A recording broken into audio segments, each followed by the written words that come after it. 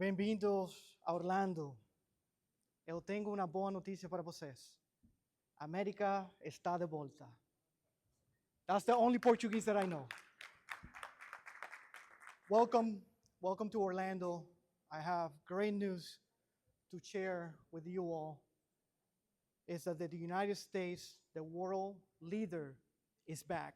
We are back to take what the left and the radicals tried to eradicate from our country in the last 4 years. Before I start, I would like to share with you guys what happened last year in Kissimmee, right here, almost 5-10 minutes from here. It was a rainy day, high traffic as Florida is, and I was coming out of a Rick Scott campaign event. So I was wearing my MAGA hat, had my suit on, and I see this line of cars, these lines of cars honking and arguing.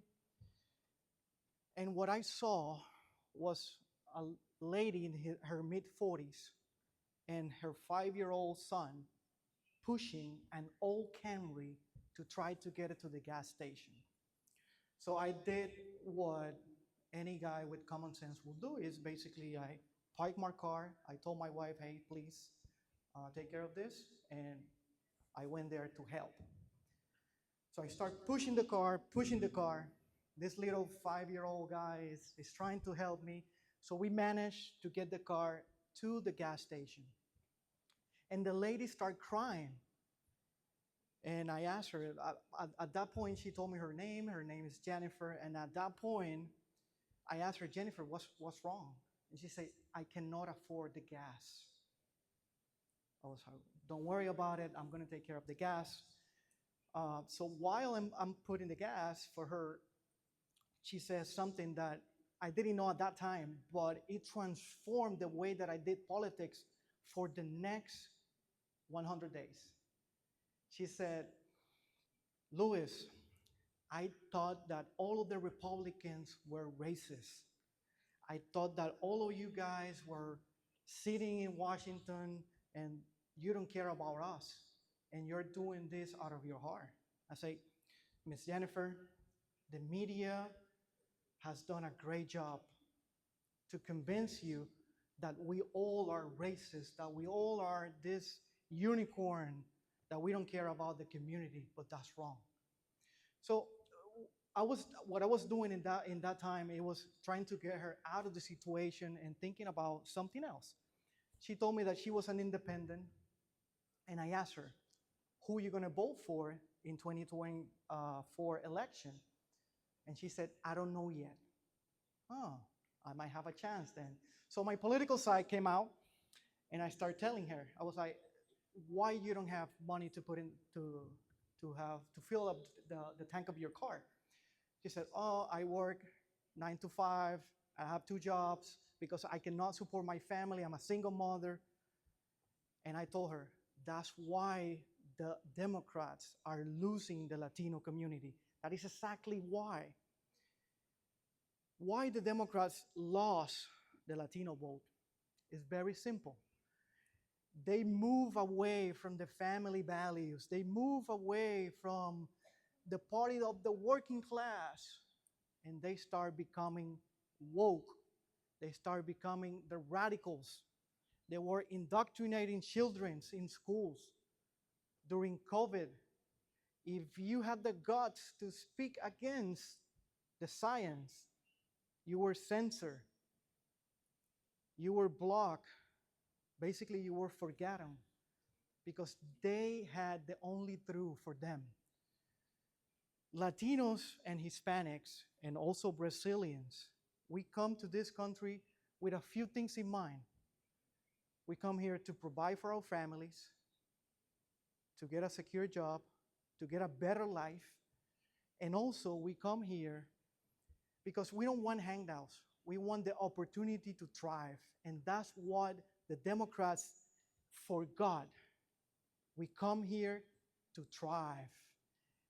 During 2020 to 2024, when Joe Biden was president, We saw a radicalization of our neighborhoods, of our educational system, our hospitals, our social media. We were not able to speak our minds on any topic against the mainstream. Diversity and equity and inclusion became a weapon, not to unite, but to divide. We don't want labels, we want opportunities. That's why the campaign of President Trump was different this time. He learned from 2016 and 2020. Campaign of President Trump was different in a sense that he spoke directly to people. We all want, I just said it, opportunity, freedom, security for our families, and we want the pursuit of happiness. So he spoke directly to every one of us. He challenged us to dream big. He didn't just say, get a job or open a business. No, he challenged us to dream big. And that's what this country is all about. This country is about you coming here from zero and build anything that you can with hard work, persevering, and consistency. So how was President Trump campaign able to win the majority of the Latino community, especially in the battle states? I don't know if you all know battle states: Pennsylvania, Arizona, North Carolina, Michigan. We have a few. So what we did was I was blessed enough to be part of their campaign team. I was a media surrogate. Each morning we have a Zoom call every single day, and we receive an email every single day for the last 100 days before the election with what President Trump was doing, all of the campaign event, and basically the talking points. Our job was to bring down the message to our communities. Very simple. Very simple. So when I speak to my community, I did probably 70, 80 interviews in that course of time. Actually, my wife asked me, hey, are you getting paid for this? I say, no, this is just because I love my country and I want to help. So I did a couple interviews, and I remember the only interview that actually was something that I felt discriminated in a sense was with CNN, with Jim Acosta. It was prime time. I mean, it was 11 a.m. with Jim Acosta. So I knew that the immigration question was going to come out. So he started talking about mass deportation. What are your thoughts? How in the world you want secure borders? And I say, Mr. Acosta, with all due respect, in the last 4 years, the radical left and the border czar, or the person in charge of the border, who in that time was presidential candidate Kamala Harris, the border is open and more than 12 million people have come across the border. How do you think that is sustainable? So he started arguing with me. He's fact-checking me on live television. And I remember as soon as I finished that interview, I started receiving emails from other Latinos threatening me, saying that I was racist, that I was this and that. And I understood that the left was creating, or in this case, the left in the United States, just to point that out, most of the time it doesn't translate to other countries, but here, what they were creating was a cult.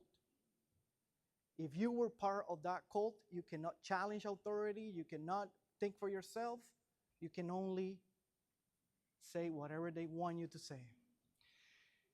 So that's how we were able to move 39% of the Latinos eligible to vote in the United States, which are 36 million Latinos. President Trump got 39% of the Hispanic and Latino in Florida. We're glad that we live in Florida, thank God. He got 60% of the vote, 60% of the Latinos in Florida. In this county is called Osceola County, 60% of Osceola County are people from Puerto Rico, from Mexico, Venezuela, Colombia. We got 60% of the vote for the first time ever. President Trump delivered the message that we want freedom, we want safer communities, and we also want opportunities. What has he done in the next 100 days? Illegal border crossings are down 98, 99%. He secured 3 trillion with a T dollar investment from the Middle East. He has done no tax on overtime, no tax on tip. So he's helping the working class as he promised on the campaign trail. Moving forward, what do we have moving forward? And what my organization is doing moving forward. 2026 is coming just near the corner. We have gubernatorial election here in Florida. I know Brazil has election too. My calling for you all is get involved. Our organization, the Republican National Hispanic Assembly, the oldest Hispanic assembly in the US since 1967, have 27 chapters around the nation. Get involved, support your candidates, and if you're here today, take advantage of the amazing contacts. This is to all my Brazilian friends. Take advantage of the amazing contacts that you're going to see in this room. We got people from Honduras, Puerto Rico. We have people from all over the United States. And I want to close down with this. We are not guests in this country. We are not even a voting bloc that they like to call us. We are the architects of our future, the future of this nation. We organize, we volunteer, we lead. We are the new majority in the conservative movement. God bless you all. Thank you so much.